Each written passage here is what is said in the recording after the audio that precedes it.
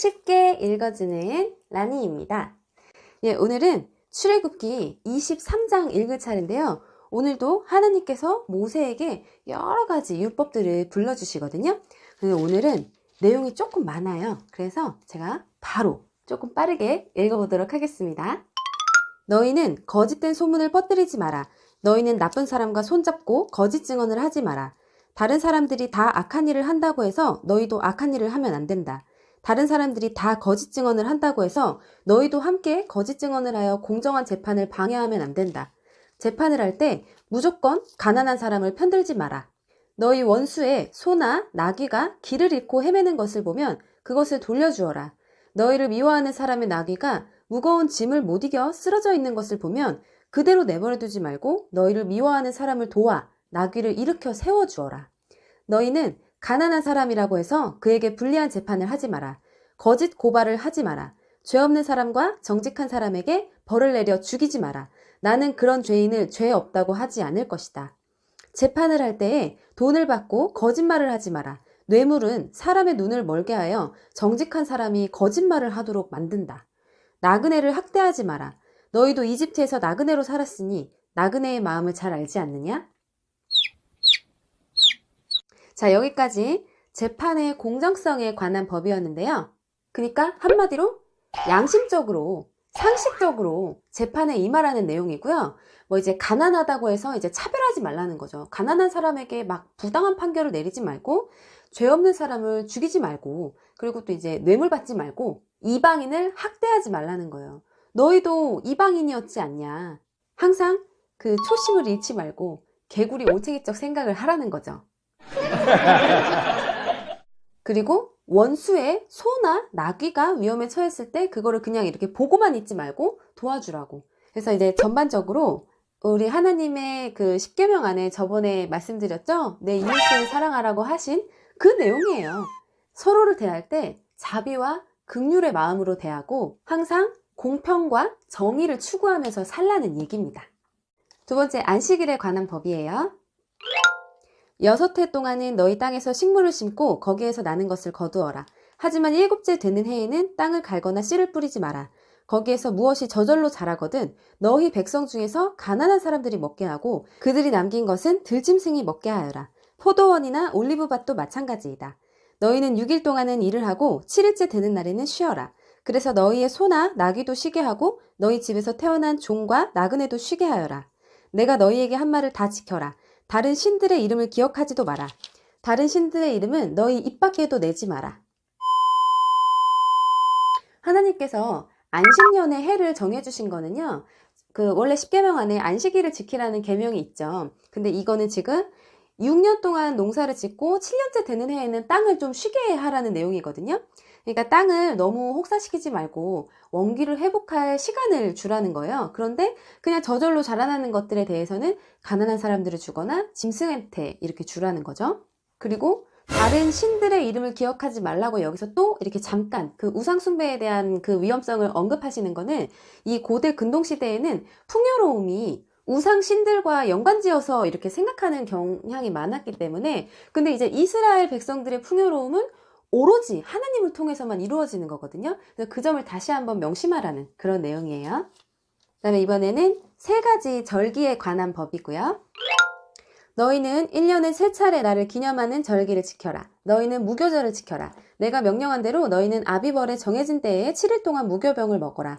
왜냐하면 그 달에 너희가 이집트에서 나왔기 때문이다. 누구든지 나에게 예배드리러 올 때는 예물을 가지고 오너라. 너희는 맥추절을 지켜라. 너희는 밭에 심어서 가꾼 것 중에서 처음으로 거둔 것을 내게 바쳐라. 그리고 너희가 애써 가꾼 열매를 거둬들여 그것을 저장하는 연말에 수장절을 지켜라. 1년에 3차례 남자는 다 여호와 하나님께 예배드리러 나아오너라.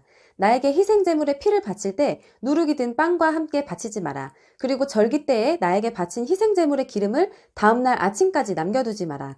너희는 너희 땅의 가장 좋은 첫 열매를 너희 하나님 여호와의 집으로 가져오너라. 너희는 새끼 염소를 그 어미의 젖으로 삼지 말아라. 자, 우리가 무교절에 대해서는 지난번에 한번 자세히 배웠었죠? 그리고 여기서 나오는 맥추절은 칠칠절이라고도 불리우고요. 이제 나중에 가서는 헬라어로 오순절이라는 이름을 또 이제 갖게 돼요. 이때는 곡식을 처음으로 바치는 절기라고 생각하시면 되고요. 그 다음에 여기 또 뒤에 나오는 수장절은 우리가 많이 알고 있는 추수감사절이에요.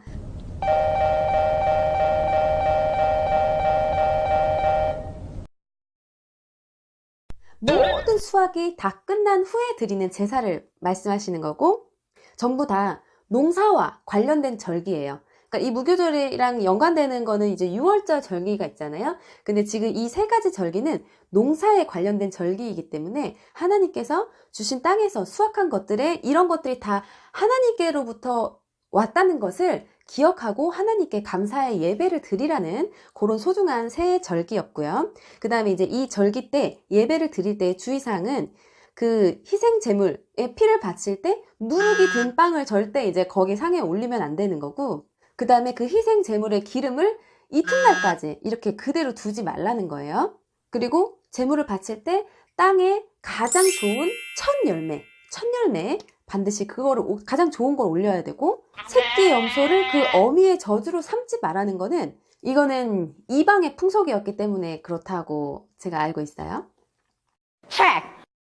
그리고 이제 마지막으로 약속과 명령에 대한 율법을 또 읽어드릴게요. 내가 천사를 너희 앞에 보내어 너희 길을 지키고 내가 준비한 곳으로 너희를 인도하게 할 것이다. 너희는 그 천사의 말을 잘 듣고 그의 목소리에 귀를 기울여라. 그의 말을 어기지 마라. 그는 너희의 그러한 죄를 용서하지 않을 것이다. 그것은 내 이름이 그 안에 있기 때문이다. 그가 하는 모든 말을 귀담아 듣고 나의 말대로 하면 내가 너희의 원수를 나의 원수로 삼을 것이며 너희의 적을 나의 적으로 삼을 것이다. 나의 천사가 앞장서서 너희를 아모리 사람, 헷 사람, 브리스 사람, 가나안 사람, 히윗 사람, 그리고 여부스 사람의 땅으로 인도하리니 내가 그들을 멸망시킬 것이다. 하나님께서 그 가나안 땅에 이제 입성할 것을 약속하셨잖아요. 그 부분에 대해서 다시 한 번 더 조금 더 구체적으로 내가 너희를 이렇게 지켜줄 거야 라고 이제 약속하시는 부분인데요. 그러니까 이제 한마디로 가나안 정복을 보장하는 그런 약속이신 거죠. 정말 말만 들어도 너무 든든할 것 같지 않아요? 너희의 원수를 나의 원수로 삼을 것이다. 여기서 이미 끝난 거 아니에요? 이스라엘 백성들은 이제 두려울 게 없을 것 같아요. 그리고 그 땅에 있는 이 사람들을 하나님께서 직접 내가 그들을 멸망시킬 것이다 라고 말씀을 하시잖아요. 그러니까 거의 뭐 이스라엘 백성들은 진짜 손 안 대고 코 풀기? 너희는 그들의 신에게 절을 하거나 예배하지 마라. 너희는 그 백성이 사는 것을 본받지 마라. 너희는 그들의 우상을 없애버리고 그들이 예배할 때에 사용하는 돌기둥을 무너뜨려라. 너희는 너희 하나님 여호와께 예배드려라. 그러면 내가 너희의 물과 빵에 복을 내리며 너희에게서 병을 없애주겠다. 여자의 아기가 뱃속에 있을 때에 죽는 일이 없게 하며 아기를 낳지 못하는 여자도 없게 하겠다. 그리고 너희는 수명이 다하기까지 살 것이다. 와, 이것도 진짜 파격적인 공약 아니에요? 진짜? 뱃속에 있는 아이가 죽는 일이 없게 한대요. 그러니까 유산율 0%, 게다가 아기를 낳지 못하는 여자도 없게 하겠다. 불임률 0%. 그러니까 이때는 다산이 곧 재산이고 그게 정말 신의 가장 큰 축복이었던 시대였어요. 그러니까는 하나님께서 애시당초에 아브라함에게 약속할 때도 내가 너의 후손들을 저 막 하늘의 별처럼 이 떠다니는 먼지처럼 셀 수도 없이 많게 할 것이다. 이거는 그 이상의 복은 없다는 그런 표현이거든요. 그러니까 여기서도 가나안 땅에 들어가서 너희는 오로지 하나님만 바라보아라. 그렇게 하면 너희가 순종한다는 전제 하에 내가 이런 축복을 줄 거야 라고 말씀하시는데 그 내용이 거의 뭐 더 이상 바랄 게 없는 내용이에요. 그죠? 막 또 게다가 막 건강하게 오래 살게 해주겠다 막 이러니까 그러니까 이렇게까지 말씀하시는데 하나님 말씀에 순종을 안 할 이유가 없을 것 같은데 그렇지 않아요? 너무 이 이스라엘 백성들의 실수가 다시 한번 또 안타깝네요. 하나님께서 이렇게까지 약속을 해주셨는데 왜 그거를 그렇게 지키기가 힘들었을까? 어쨌든 다시 또 읽어볼게요. 나는 너희의 원수들이 나를 두려워해야 한다는 사실을 미리 알게 하여 너희와 맞서 싸우는 백성을 혼란에 빠뜨리고 너희의 모든 원수들이 너희 앞에서 도망가게 하겠다. 왕벌을 내 앞에 보내서 히윗 사람과 가나안 사람과 헷 사람을 쫓아내겠다. 하지만 그 백성들을 1년 안에 쫓아내지는 않을 것이다. 그렇게 하면 그 땅이 광야가 될 것이며 그 땅에 들짐승이 너무 많아져 너희를 해칠 것이기 때문이다. 와, 진짜 섬세하시죠. 정말 너무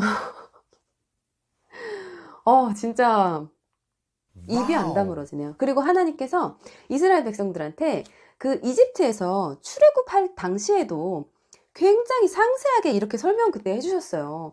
내가 바로의 마음을 완악하게 하여 그가 너희를 뭐 쉽게 보내지 않을 것이다 이러면서 앞으로 일어날 일들에 대한 예고를 미리 다 해주셨단 말이에요. 그러니까 정말로 겁먹거나 이렇게 불안하거나 그럴 필요가 사실 없는 건데 왜 사람들은 그 상황이 막상 닥치면 이 하나님이 말씀하신 내용을 잊어먹고 그쵸? 막 불안해하고 막 그랬잖아요. 인간이 정말 그렇게 나약해요. 그 대신 그 백성들을 너희 땅에서 아주 조금씩 쫓아내리니 나는 너희가 강해져서 그 땅을 차지할 때까지 기다릴 것이다. 나는 너희 땅의 경계선을 홍해에서 블레셋 바다까지 정하고 광야에서 유프라테스 강에 이르는 땅도 줄 것이다. 나는 현재 그 땅에서 살고 있는 사람들을 이길 힘을 너희에게 줄 것이다. 너희는 그들을 쫓아내어라. 너희는 그 백성들이나 그들의 신들과 언약을 맺지 마라.